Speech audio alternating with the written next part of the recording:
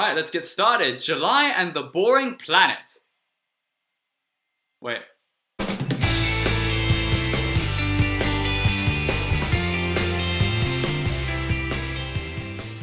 April in the Extraordinary World is a French-Belgian-Canadian animated movie that's produced by the same people who produced the Academy Award-nominated movie Persepolis. The movie is distributed by G-Kids, containing an A-list cast voicing the English dubs such as Paul Giamatti, Tony Hale, J.K. Simmons, and Susan Sarandon, and also Marion Cotillard voicing the main character in the French version. The film is set in a steampunk world in Paris 1941, where scientists are forced to work for the Empire, and after creating a powerful longevity serum, a family of scientists have mysteriously disappeared, leaving their daughter April behind.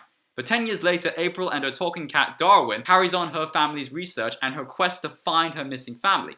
But later she finds herself caught in a conspiracy with a young police informant named Julius, whom she meets, which causes her to be hunted down by government agents and cyborg rats. Now, I wanted to see this film so badly. I was already hooked on this film when I saw the trailer. Persepolis was my favorite movie of all time. This film won a feature film award in the Annecy International Film Festival, the A-list cast, plus G-Kids is one of my favorite distribution companies. Anyway, I've seen it, and here's my review on it. Let's kick off with the animation. The animation looks amazing. It has this very traditional European style. It's very two-dimensional. And a fun fact, guys, the animation is based on the work of Jacques Tardy, who is a French comic artist, who is well known for making comic books based on war. And that actually suits the style of the storytelling because, of course, this film is not based on a true story, but this movie is basically retelling history. It makes it feel as if the movie was really based on a true story because of the way that it retells history. Yeah, and the story, the idea is so immersive. Scientists forced to work for the government, that is a very interesting conspiracy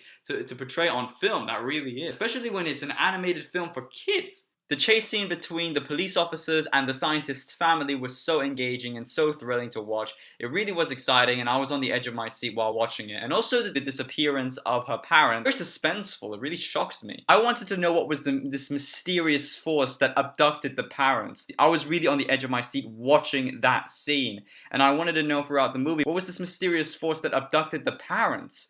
It was very mysterious. This movie is very mysterious. It gives you that sense of mystery and adventure and suspense, and I really enjoyed that feeling. But despite the story being immersive and innovative, and here's the issues that I've had with this film, and it was regarding a certain character, which was Julius. Although he was enjoyable to watch, and I really enjoyed the relationship between him and April, I really did not see him other than a two-dimensional character. He's basically a scoundrel, an orphan, and a pickpocket, but that's basically it. What else is there to him than just being that? Because to me, that looks like sort of a character archetype or a trope that they've stolen from Western animation. Where have I seen this before? I've seen this in Flynn Rider in The Tangled. I just found him a bit two-dimensional and too generic. I don't mind that European animation adopts these sort of traits or character archetypes from Western animation as long as they add something to that dynamic. He's on the quest with April and Darwin, but they don't know that he's lying to them. It's going to be predictable that they are going to find out eventually that he lied to them and that he's like basically bringing the police to them. Although it's predictable, it's also fun to watch. It's also fun to see that scene because tensions will build, conflict will rise. But although it's predictable, it's not interesting either. But it would be better if they made it more interesting. For example, what's his interest? What's his hobbies? What makes him interesting? Don't get me wrong, it's not like he's useless, he is useful. But the thing is that he's just a basic plot device. However, the character that I really enjoyed was Darwin. Though the dynamic of a heroine or a hero with his talking animal companion is always used in film nowadays, this one was really interesting because I really enjoyed the snarky attitude and behavior. The relationship between Darwin and April was really enjoyable to watch as well. I really enjoyed how snarky and snotty Darwin was, but in a fun way.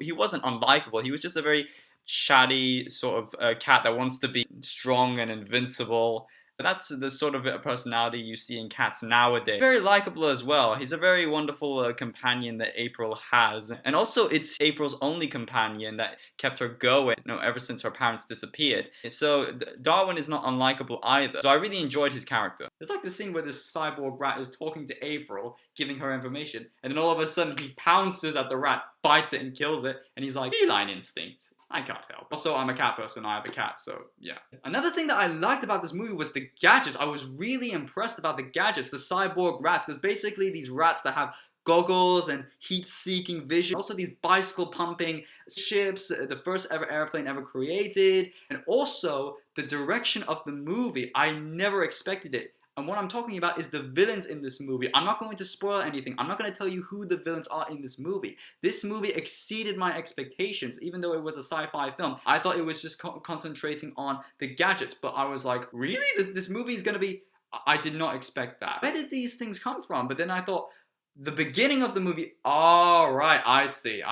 This film is really clever. It has that sort of mentality of what if. It has that very interesting message about human nature and science and inventions and gadgets. It's a really interesting, thought-provoking movie. It has great animation, a great message behind the plot, plus the A-list gave it their all. The voice acting was amazing, emotional vocal performance. The characters were amazing. Pretty sure the children would really enjoy how smart and intelligent a heroine April is. Just a warning though, this film can be very intense. It shows a little bit of blood, but that's it really. Guys, overall, I recommend you go watch this movie. It truly is one of a kind, and I guarantee you, you're gonna be blown away by this movie. Which is why I'm going to give April and the Extraordinary World an 8 out of 10.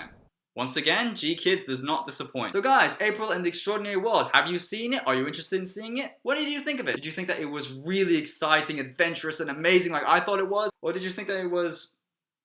meh, not really impressive. Whatever you think, comment down below, share me your thoughts. And also while you're at it, feel free to comment down below your favorite science fiction fantasy film. And as always, thank you all so much for watching. If you like this video, please hit the thumbs up and subscribe to see more of my film reviews. And until next time guys, have a great one.